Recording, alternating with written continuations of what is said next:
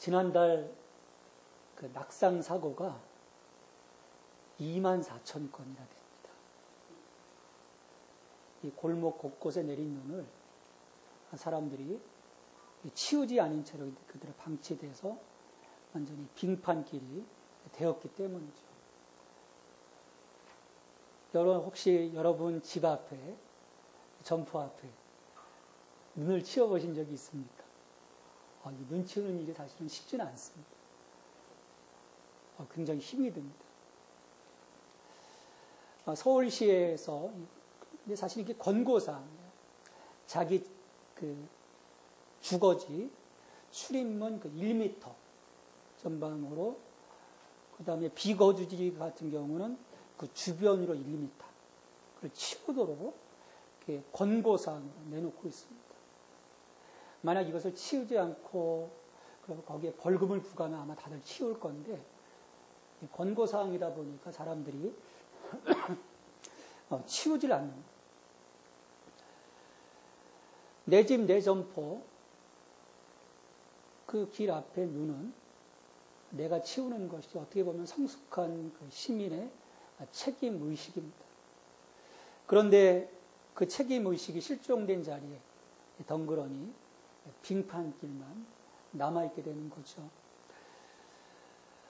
아직 우리 그 사회 그 전반을 보면 이런 그 자기 집, 자기 점포 앞에 눈 치우는 작은 그 일상의 일로부터 어떤 그 공동체적인 그런 전체적인 그 문제를 이렇게 보면 그 의식이, 그 시민의 의식이 어떤 공동체 의식이 성숙한 단계에 이르지 못한 것을 볼 수 있습니다. 뭔가 권리들은 얼마나 많이 주장합니까? 어떤 혜택이 막 자기들에게 오지 않으면 거기에 대해서 굉장한 그 반발들을 하지만, 그 자기들의 그 의무, 해야 할 일들에 있어서는 나 몰라 하는 것이 오늘 우리들의 그 일상의 모습이 되어버렸습니다. 그러다 보니까 어떤 이기주의, 개인주의, 특별히 요즘 어떤 그 님비 현상, 어떤 그 혐오스러운 시설들이 들어올 때 그걸 최대한 자기 지역에서는 방어하는 것, 다른 지역으로 보내려고 합니다. 지역 감정, 어떤 그 사회의 양극화 문제, 노사 갈등 문제, 어떤 그 보수와 진보의 끊임없는 대결. 지난 한 해 참 이걸 우리가 수없이 들어왔고 참 마음 상했죠. 이런 일들로 인해서. 이 땅이 개화된 이래로 사실은 어떤 그 과거의 모습들보다 많이 성숙해졌고 사회가 발전했다고 하지만 아직도 어떤 그 선진 국가라고 하는 그런 그 레벨로 볼 때는 참 많이 그 미치지 못하고 있는 그런 상황들을 볼 수가 있습니다. 어떤 정치적인 면에서도 그렇고 사회 경제적인 면에서도 그렇고 어떤 그 전반적인 그 사회의 어떤 도덕적인 수준도, 그러니까 신문지상에 드러나는 그 수많은 그런 그 우리의 그 마음을 좀 불쾌하게 만드는 그런 일들을 보면 너무나 많이 이 땅에서 일어나고 있습니다. 근데 이 땅에는 저는 자그마한 소망이 있다고 생각을 합니다. 여러분, 어디에 소망이 있을까요? 이 땅에 기독교인이 860만 명의 기독교인이 있다는 거예요. 여러분, 기독교인이 희망입니다. 지금 이래 보면 욕을 먹고 있고 뭔가 힘을 발휘 못하고 있는 것 같지만 여기에 희망이 있습니다. 물론 교회가 타락하면 그것처럼 비극이 없어요. 우리가 그 중세를 암흑기라고 하는 것도 교회가 타락했기 때문에 정말 그 철저하게 타락을 했죠. 그러니까 중세가 암흑기일 수밖에 없는 거죠. 그럼에도 불구하고 하나님은 그 세상의 변혁의 중심에 교회를 사용하십니다. 그리고 우리 크리스찬들을 사용하십니다. 그러기에 우리는 성숙한 교회, 성숙한 그리스도인으로서 준비되어야 합니다. 왜냐, 하나님이 언제고 우리를 쓰시기 때문에. 하나님이 날 쓰시겠나? 여러분 그렇게 생각하십니까? 여러분 그렇게 생각하면요, 하나님의 마음을 알지 못합니다. 준비되어 있어야 합니다. 우리가 올해 그 비전, 그리스도의 그 장성한 분량이 충만한 데까지 이르는 교회, 그리스도인에 대한 그런 그 비전을 가지고 우리가 말씀을 나누고 있습니다. 빌립보서, 에베소서의 그 말씀을 중심으로 해서 그리스도의 복음에 합당한 삶, 그리스도의 장성한 분량이 이르는 그 삶에 대해서 계속 말씀드리고 있어요.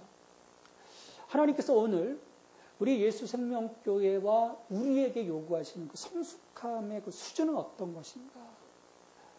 어떤 모습을 갖출 때, 어떤 그 자격들을 갖출 때 우리가 하나님 앞에서 또한 세상 앞에서 성숙한 교회 공동체로서 성숙한 그리스도인으로서 설 수 있을까?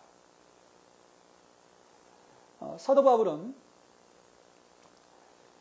빌립보서 특별히 2장 1절로 4절에서의 그 말씀에서 성숙한 그 교회 공동체, 그리스도의 복음에 합당한 교회 공동체가 어떻게 세워져 가는지, 그리고 어떤 요소들을 갖춰야 되는지 하나하나 설명을 하고 있습니다. 여러분, 교회를 뭐라고 생각하십니까? 교회는 그냥 일반 그 남자, 여자가 구성으로 이루어진 그런 일반 사회단체가 아닙니다. 거기 앞에는 하나의 수식어가 붙습니다. 구별된, 거룩하게 구별된, 그래서 물과 성령으로 거듭난 남녀들로 구성되어 있는 것이 교회입니다. 일반 그 사회단체하고는 같은 구성비이지만 다른 거예요. 성격. 그리고 구원의 그 역사를 시작하신 분도 하나님이십니다. 여기 우리 예수 생명교회를 시작하게 하신 분도 하나님이시고, 우리로 하여금 이 생명의 길로 들어서게 하신 분도 하나님이시라는 거예요. 그래서 빌립보서 1장 6절에서 사도 바울은 분명하게 선포하지 않습니까?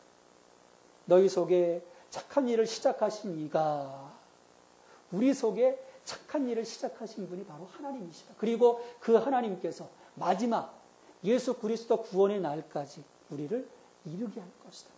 그러니까 우리를 이끌어 가시는 그 견인해 가시는 분이 바로 하나님.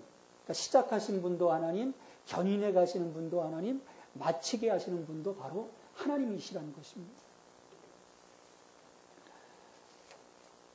여러분, 그러기에 이 교회 공동체 안에서 거듭난 그리스도인으로서 우리는 세상 사람들과는 다른 차원의 삶이 실제 생활 속에서 드러날 수 있어야 합니다.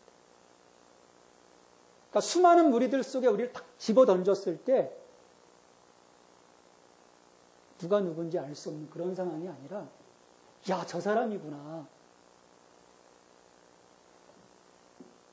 그리스도인으로서의 그 독특한 그 향기와 그 빛깔이 우리 가운데서 드러나야 되는 것이죠. 이게 되게 보면요, 웬만큼 신앙생활 잘하면요, 얼굴 표정에서 드러납니다. 이 세상의 그 어려움 속에서 위로받지 못하고 격려받지 못하고 은혜를 체험하지 못한 사람들의 얼굴은 어떻습니까? 곱질 못해요. 근데 은혜 받은 사람들의 모습은 참 곱잖아요. 민낯이라고 해도, 화장 안 해도 은혜가 넘치기 때문에, 평안하기 때문에.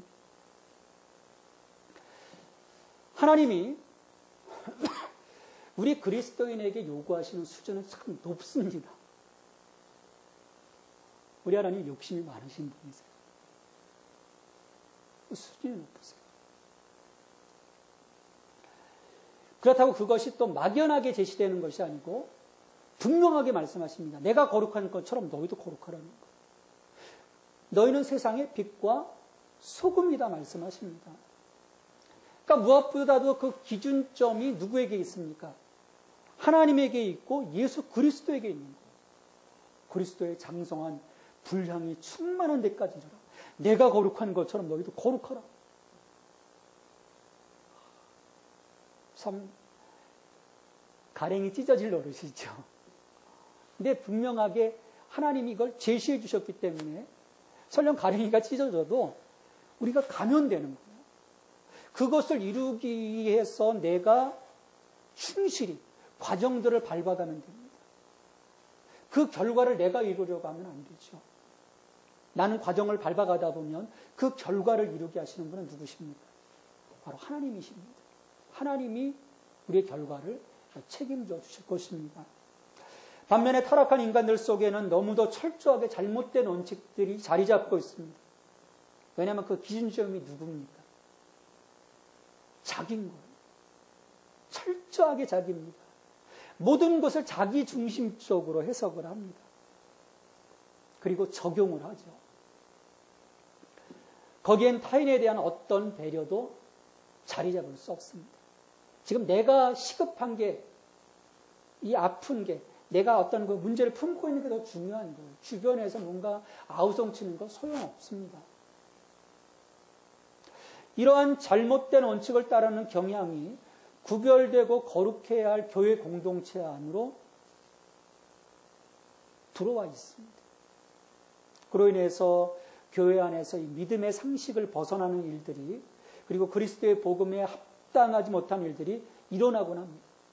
그러니까 이런 연유로 교회와 그리스도인 개개인의 삶이 그 영향력을 상실해 버릴 수 있는, 한순간에 상실해 버릴 수 있는 것입니다. 물론 우리가 생각할 때 억울한 면도 있어요. 왜냐하면 모든 교회가 사실 다 못하는 것은 아니거든요. 모든 크리스찬들이 다 못하는 것은 아니잖아요. 우리 860만의 그 크리스찬들 가운데 정말 하나님 보시기에 부끄럽지 않은 그 신앙의 삶을 살아가고 남들을 배려하고 세상 속에 녹아져 들어가서 섬기고 그런 분들이 참 많습니다. 제가 아는 분들 가운데 그런 헌신적인 분들이 참 많으세요. 근데 중요한 것은요, 이 땅의 교회는 하나라는 거예요. 하나입니다. 잘못한 교회가 우리와 다른 교회가 아니고 하나이기 때문에 이것을 우리는 감수해야 하는 것입니다. 그래서 기도해야 되는 거죠. 우리의 한 지체가 다시금 회복되어지고 하나님의 그 거룩한 수준으로 올라갈 수 있을까지 우리가 기도해야 하는 것입니다. 그러니까 욕하고 그건 잘못된 거죠. 지금 내 손가락을 향해서 욕하는 거하고 똑같은 거예요. 성숙한 교회, 성숙한 그리스도인으로서의 회복을 위해서 우리가 끊임없이 기도하고 방법을 모색하고 그 길을 우리가 걸어가야 합니다. 이것이 오늘 교회를 향한, 그리스도를 향한 아버지 하나님의 마음이십니다. 바울은 오늘 본문에서 1절에서 보면 그러므로 그리스도 안에 무슨 권면이나 사랑의 무슨 위로나 성령의 무슨 교제나 긍휼이나 자비가 있거든이라고 말합니다.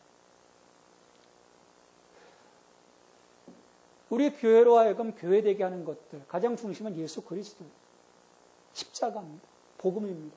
하나님의 나라입니다. 그와 같은 가장 우리의 신앙의 본질적인 것들과 함께 우리의 이 본질을 떠받쳐주는 것들은 무엇이냐면 오늘 나열하고 있는 것들이에요. 그리스도 안에서의 무슨 권면, 사랑의 위로, 성령의 교제, 긍휼과 자비. 이것들이 교회 안에서 자리 잡고 풍성해야 될 것들입니다. 바울은 빌립보 교회 안에 이 영적인 실제들이 있기를 원했어요. 어떤 그 복음에 대한 본질뿐만 아니라 이 복음의 본질을 통해서 우리의 삶 속에서 드러나는 이런 그 영적인 이 리얼리티들, 실제들이 있을 때 교회가 힘을 발휘할 수 있습니다. 교회가 능력이 그 가운데 생기는 것이죠. 그리고 무엇보다 이것들은 세상에서 들어오는 것이 아닙니다. 우리 그리스도에게서 받은 것들이에요. 교회는 사람을 정죄하고 심판하는 것이 아닙니다. 권면함으로, 그리스도 안에서 그를 권면함으로 세워가는 것이에요. 그리스도에게서 주어지는 사랑의 위로가 거기에는 담겨져 있습니다. 그러니까 그리스도 안에서의 서로의 어떤 권면을 통해서 우리가 함께 세워져 가는 거죠. 그리고 그것을 그 사람을 짓누르기 위한 것이 아니라 그리스도 안에서 주어지는 그 사랑의 위로로 그를 감싸주는 거예요. 허물을 감싸주고 연약함을 감싸주고. 근데 어느 교회를 보면은 이 무서운 예언자들이 충만한 교회가 참 많습니다. 막 정죄하고 가르치려고 주일에 그 피곤한 그 몸을 추스려서 간신히 예배 갔는데 어떤 그 사랑의 위로와 권면은 간데 없고 막 정죄하고 가르치려고 하고 비난하고 왜 그거밖에 못하냐, 왜 기도가 적냐, 그러니까 안 되지. 그래 버리면 교회 생활이 행복해지지 못합니다. 교회의 성숙함은 그리스도 안에서 서로 만들어가는 것입니다. 그래서 우리가 저 문을 열고 딱 들어오는 순간에 서로의 얼굴을 보면서 세워주는, 한 주간 어떻게 살았는지, 어떤 문제가 있었는지, 그래서 서로 위로해주고 안아주고. 그래서 저쪽 영등포 쪽에 어느 교회는요, 목사님이요, 다 안아주는, 물론 그분이 60 이상 되셨으니까. 젊은 목사가 안아주면 큰일 나죠, 잘못하면. 바람남자랍니다. 안아주십니다. 그 밑에서 배운 젊은 목사님이 저랑 같이 한번 일한 적이 있는데 이분이 다 안아주는 거예요. 그래서 제발 좀 멈추시라고 그런 적이 있는데 정말 그런 위로가 있어요. 이 안에 들어왔을 때. 제가 따뜻해지는, 난로 때문에 따뜻해지는 것이 아니라 그런 마음 때문에 교회가 따뜻해져야 되는 것이죠. 이처럼 말씀이신 예수 그리스도 안에서 서로 격려하고 위로하고 권면할 수 있다면, 그리고 이것이 정말 성령 안에서 이루어지는 아름다운 교제라면, 여러분 이 교제 안 하고 어떻게 우리가 다르게 살아갈 수가 있겠습니까? 이게 그래서 계속 매일 달려오게 되는 거죠. 저에게도 이런 그 시절이 있었습니다. 이 고등학교와 청년 시절이. 학교 딱 끝나면요, 교회로 달려가는 거예요. 교회로 달려가서 등나무 밑에 딱 가면 벌써 가까이 있는 그 학교에 있는 친구들이 와 있습니다. 찬양하고 같이 기도하고 같이 또 말씀도 공부하고, 그렇다고 또 공부도 게을리하는 게 아니고 공부도 같이 하고 밥도 먹고. 근데 그때가 참 행복했었던 것 같아요. 그리고 그때의 제 믿음이 가장 순수했던 믿음이었습니다. 정말 그런 그 성도의 아름다운 교제가 그 속에 있었기 때문에, 그리고 제가 그 속에 들어가 있었기 때문이죠. 또한 구원받은 자로서 우리는 새로운 마음과 새로운 감성을 가진 새로운 피조물이 되어야 합니다. 예전 것은 다 버려야 되는 것이죠. 예전에 내 삶의 어떤 패러다임을 다 버려야 되는 것입니다. 예전에 내 안에 어떤 그 감정들을 다 버려야 되는 것이죠. 다시 말해서 하나님의 긍휼과 자비를 입은 자로서 우리 안에 긍휼의 마음과 자비의 마음이 드러나야 하는 것입니다. 여러분에게 세상을 향한 긍휼의 마음이 있으십니까? 다른 사람들을 향한 자비의 마음이 있으십니까?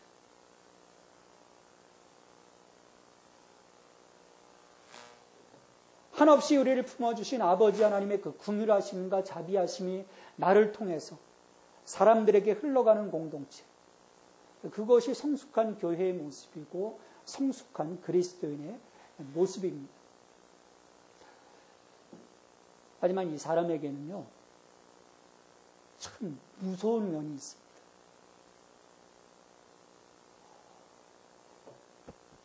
속은 그렇지 않은데 그런 척하는, 교회 안에 그런 부류의 사람들이 자리 잡고 있으면 그 교회는요, 힘이 듭니다. 영적인 실제들 어느 정도 흉내낼 수 있는 건데, 하지만 이것이 오래 가지는 못합니다. 왜냐하면 이것을 끌어갈 수 있는 영적인 힘이 그 안에 실제하고 있지 않기 때문이죠. 그러기에 이 영적인 실제, 어떤 그 사랑의 위로, 그리스도 안에서의 권면, 성령 안에서의 교제, 긍휼과 자비의 마음, 이러한 그 영적인 실제들을 갖춘 그리스도인이라면, 그래서 그 성숙한 모습이 지속되기 위해선 2절의 말씀이 신앙생활 속에서 이루어져야 됩니다. 그런 그 마음들이 우리의 마음 속에 자리 잡아야 돼요.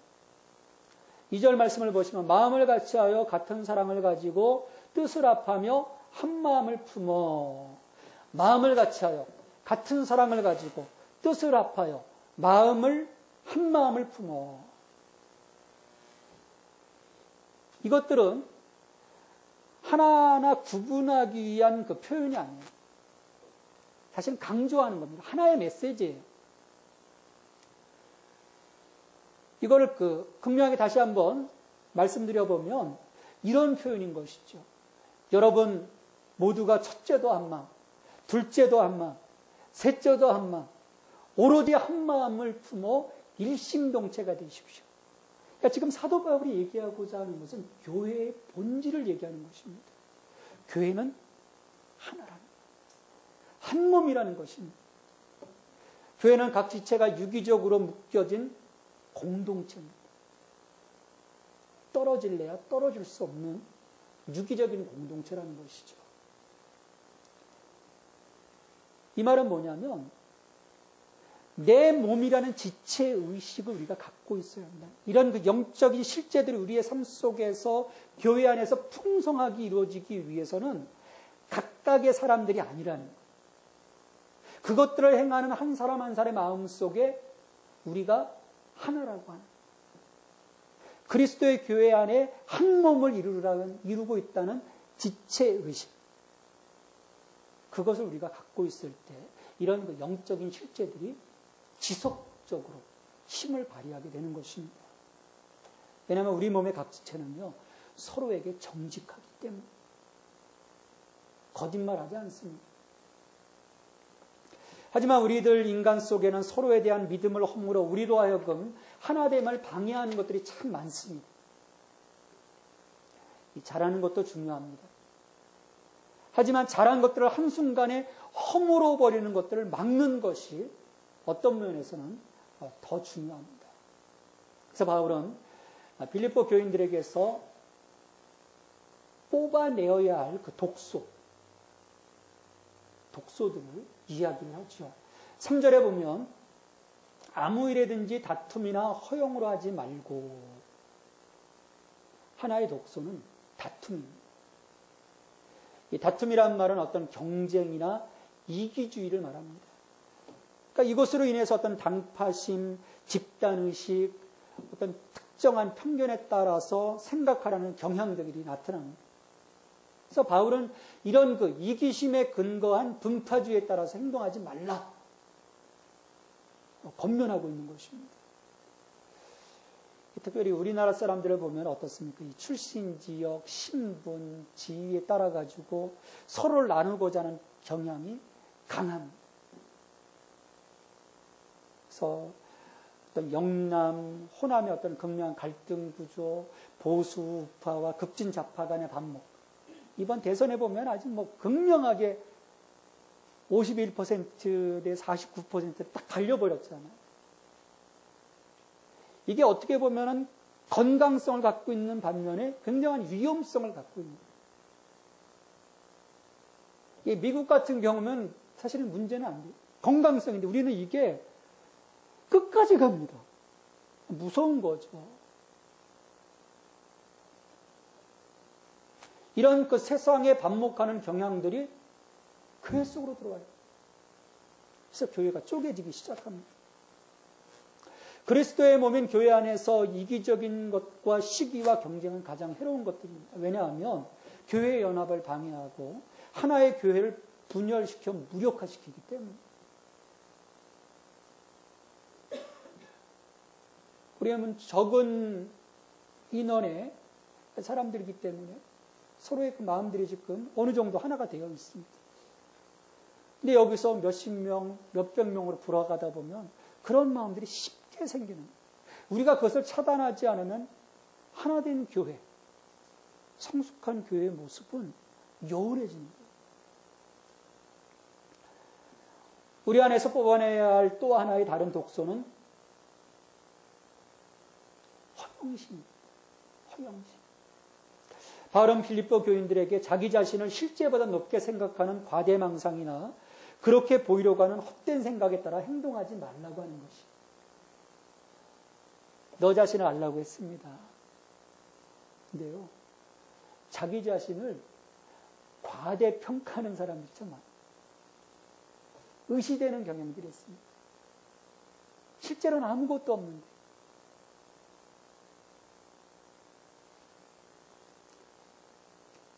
그러니까 사람들 마음속에는요, 그런 은근히 좀 자기를 드러내고 싶어 하는 그런 마음, 좀 쉽게 가질 수 있는 것입니다. 자신을 낮추기보다는 자기를 드러내고 싶은 마음에서 이와 같은 일들이 벌어진다고 볼 수 있죠. 솔직함보다는 과장되고 포장된 모습을 추구하다 보면 언제나 우리는 성숙하지 못한 삶을 살게 될 것입니다. 이런 그 다툼과 허영심의 마음을 버리라고 했는데, 그렇다면 이것을 버리고 그럼 무엇을 우리 안에 갖춰야 되겠습니까? 우리 안에 자리 잡아야 될 것들. 사도 바울은 이어서 계속해서 이야기합니다. 오직 겸손한 마음으로 각각 자기보다 남을 낮게 여기고. 우리 안에 자리 잡아야 될 것들. 다툼과 허영심을 내버리고 다시금 우리 안에 자리 잡도록 해야 될 것은 겸손한 마음이죠. 그리스도인들에게 겸손한 마음은 본질적인 것입니다. 왜냐하면 예수 그리스도께서 그것을 보여주셨기 때문에. 자신을 통해서 가장 먼저 보여주신 것이 겸손함입니다. 그래서 우리 그리스도인들에게 있어서의 가장 본질적인 것이 겸손입니다. 거듭난 그리스도인으로서 우리는 스스로와 상황에 대해서 겸손한 마음을 가짐으로써 이 마음을 가짐으로써 사람을 존중할 수 있게 됩니다. 이 마음이 없으면요, 결코 상대방을 존중하지 못합니다. 남을 나보다 좋게 여기기보다는 하대하는 거예요. 에이, 네가 뭐. 은근히 그런 마음들이 있어요. 이렇게 어떤 모임들에 가다 보면 은근히 네가 뭘 하겠어. 그런 마음들 다 갖고 있습니다. 특히 허영심을 버리고 겸손으로 행동하라고 하는 말은 우리 한국 사람들에게 절실한 교훈이라고 생각합니다. 이 한국 민족들이 한 사람 한 사람은 정말 성실하고 열심을 다하지만 모아놓으면 모래알이라고 하는 이유가 거기에 있는 것이죠. 내가 다른 사람보다 다른 사람을 정말 좋게 여기고 존중해주기보다는 자기가 뭔가 하려고 하다 보니까 다 깨어지는 상상. 겸손은 사랑과 더불어 우리 기독교에서 최고의 덕목입니다. 반면에 그 반대는 교만이죠. 성경은 인간의 그 근본 문제를 교만, 즉 인간이 스스로 하나님이 되고자 하는 마음으로 규정하고 있습니다. 여러분, 무서운 것입니다. 근데 반면에 이 헬라적 휴머니즘의 전통, 특별히 그 플라톤에게서부터 시작된 이 헬라적인 휴머니즘의 전통은 인간을 우주의 중심으로, 그리고 만물의 척도. 그래서 I can do it이 거기서 나오는 거예요. 할 수 있다.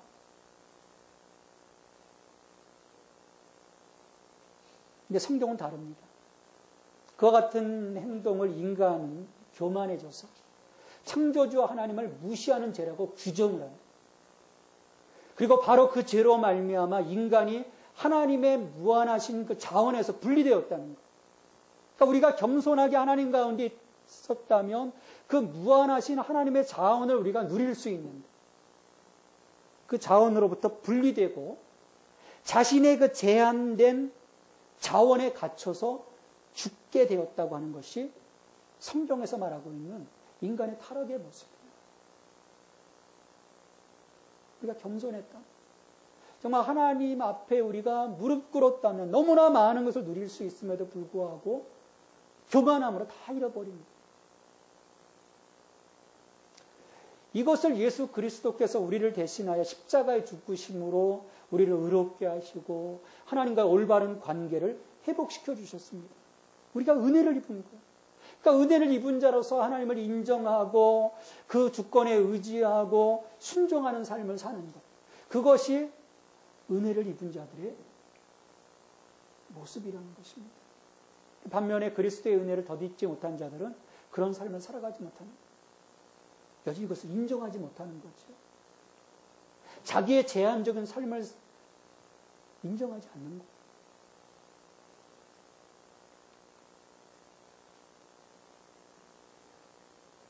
또한 바울은 4절에서 각각 자기를 돌볼 뿐더러 또한 각각 다른 사람들의 일을 돌보라고 했습니다. 사람들의 이기적인 마음은 자신의 것들만 돌아보는 경향으로 나타납니다. 다른 사람이 어찌되든 상관이 없습니다. 하지만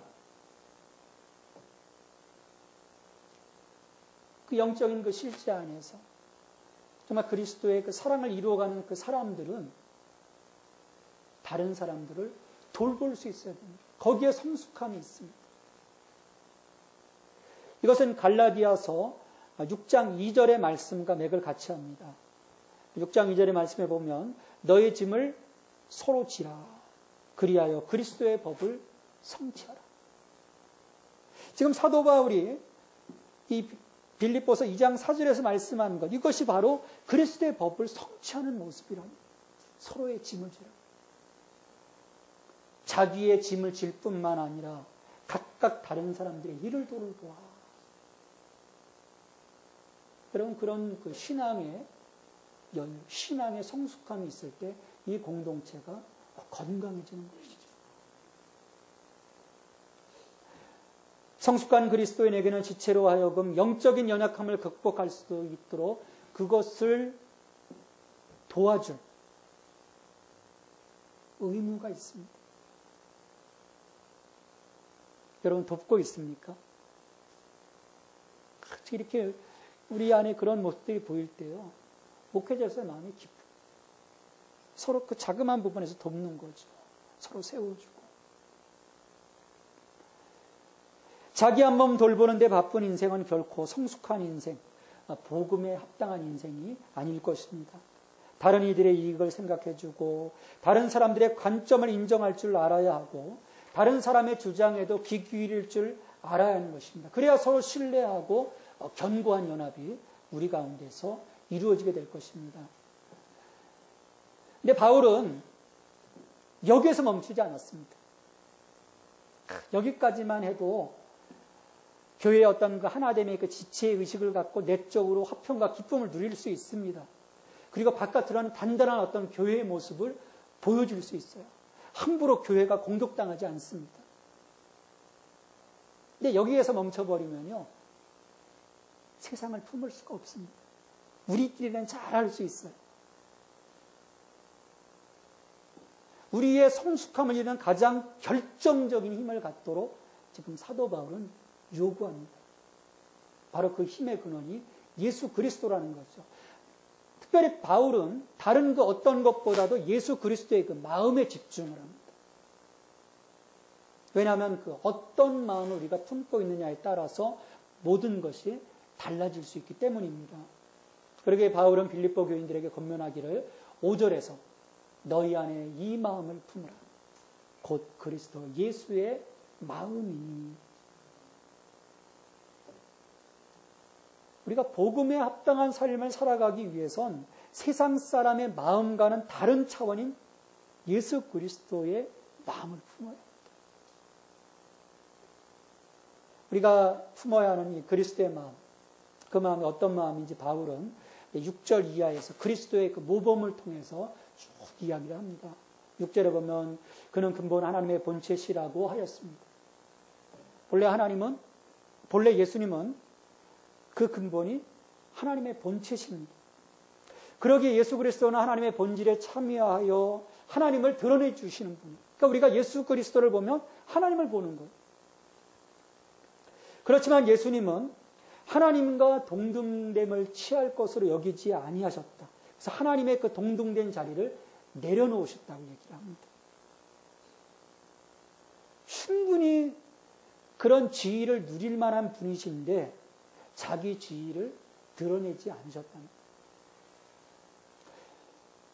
하지만 예수님의 이 겸손함을 더 빛나게 하는 것은요, 자신의 지위를 내려놓는 데서 멈추지 않으셨다는 것입니다. 그럼 7절 말씀을 보시죠. 오히려 자기를 비워 종의 형체를 가지사 사람들과 같이 되셨다고 했습니다. 철저하게 자기를 비우셨어요. 자기 안에 어떤 특권, 자기 안에 어떤 능력, 이 모든 것을 다 비워버리셨습니다. 그게 거기에 뭐로 채워넣습니까? 종의 형체로, 사람들의 모습으로 채워넣으셨어요. 이 진정한 겸손의 마음은요, 온전히 자기를 비우는 것입니다. 입술로만 겸손한 것이 아니에요. 자기 삶에서 자기를 다 비우는 것입니다. 근데 여기까지도 우리가 어느 정도 흉내낼 수는 있어요. 근데 우리들과 근본적인 차이가 나는 점은 내려놓고 자기를 비우셨을 뿐만 아니라 우리를 위해 십자가의 대속의 제물이 되셨다는 것입니다. 8절에 사람의 모양으로 나타나사 자기를 낮추시고 죽기까지 복종하셨으니 곧 십자가에 죽으심이라. 자기를 낮추심으로써 죽기까지 복종하심은 십자가에 죽기 위함이셨다는 거예요. 누구를 위해서? 바로 나를 위해서. 죄인인 나를 위해서 십자가에 죽으셨다는 것입니다. 죽기까지 복종한다. 쉽지 않은 거죠. 우리는 그 지점에 서면 살려고 하지 않습니까? 여기서 우리는 예수님의 마음이야말로 이 겸손한 마음을 넘어서 자기 희생적인 사랑의 마음임을 알 수 있습니다. 보통 사람들은 이렇게 살면 손해라고 생각합니다. 자신을 위해서 뭔가 할 수 있지만 남을 위해 그것도 자신의 어떤 생명까지 내어놓기란 생각할 수 없는. 목회자인 저에게도 사실 쉽지 않은 것입니다. 하지만 하나님 말씀은 전혀 그렇지 않다고 말씀하세요. 손해보는 일이 아니라는 거예요. 그것이 죽는 일이 아니라고 말씀합니다. 9절의 말씀에 보면 이러므로 하나님이 그를 지극히 높여 모든 이름 위에 뛰어난 이름을 주사라고 했습니다. 그리고 10절 이후를 보면 그 낮아짐으로 인해 하나님은 오히려 예수님의 이름을 모든 이름에 뛰어나게 하시고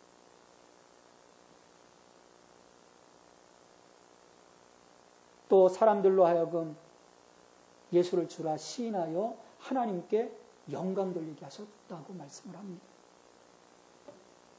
이것은 하나님께서 세워주신 그리스도의 영광만으로 그치는 것이 아닙니다. 오늘 이와 같은 그리스도의 마음을 품고 성숙한 그리스도인으로 살아가고자 하는 우리들에게 주시는 하나님의 선물입니다. 내가 낮아지면 낮아질수록, 내가 더욱더 내려놓으면 내려놓을수록, 내가 더욱더 나를 비우고 또 비울수록, 그리고 죽기까지 복종할수록 하나님이 우리를 높여주신다. 나는 비우지만 하나님은 하늘의 것들로 우리를 충만하게 채워주신다는 것입니다. 이것이 하나님 나라의 비밀입니다. 복음의 비밀입니다. 예수님은 하나님께 순종하여 죄인들을 위해 모든 것을 내어놓으셨습니다. 자신을 철저하게 비우셨습니다. 그리고 사도 바울은 이러한 예수 그리스도의 마음을 품으라고 말씀을 합니다.